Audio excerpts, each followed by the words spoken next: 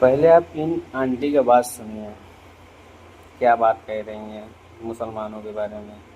सही कह रही हैं, गलत कह रही हैं, आप लोग बताएंगे। हमें तो लगा सही कह रही हैं, बाकी आप लोग बताएंगे।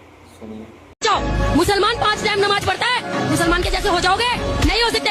आज मुझे 4 साल हो गए मुसलमानों के बीच में रहते हुए। 5.5 मंजिल में 32 फ्लैट है, मैं हिंदू हूँ, सबसे पहली मंजिल में रह रही हूँ। आज तक किसी मुसलमान ने इतना नहीं बोला मुझे गलत। और बाजी आप ही और खाना करके निकलते हैं वहाँ से, दुख तकलीफ में पूछते हैं, पता है मैं शाकाहारी हूँ, इसलिए पूछने आते हैं आप शाकाहारी हो या कुछ प्रसाद लिया। मैंने कहा हम नहीं खाते भैया, आपने इतना बोला इतना ही बहुत है। देखो कोई मुसलमान बुरा नहीं कर रहा है, हिंदू अपना खुद का बुरा खुद कर रहा है। मुसलमानों में तुम नमाज के अंदर ये जाते तो ये पूछते हैं तुम कौन सी बिरादरी को, तुम उस कोने में घुस जाओ, तुम उस कोने में घुस जाओ, तुम वहाँ दरवाजे पे बैठ जाओ। बोलते हैं मंदिर में कैसे करते हैं, वहाँ कोई वीआईपी नहीं चलता है, मस्जिद में कोई वीआईपी नहीं चलता। हमारे मंदिर में अभी 1 लाख रुपए दे दो, तुम्हें भगवान जी को रगड़ रगड़ के निलाने का मौका देंगे।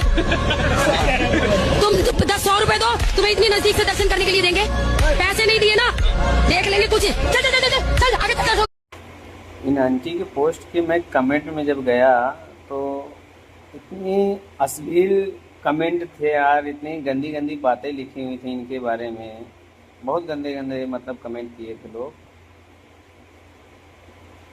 जब मैं गया, देखा, पढ़ा, करने वाले कौन है आपको तो पता ही होगा। बहुत अभद्र तरीके से कमेंट किए थे। कोई बोल रहा था कि जब इतना ही सब कुछ जानती हो तो इस्लाम कबूल कर लो। भाई क्यों?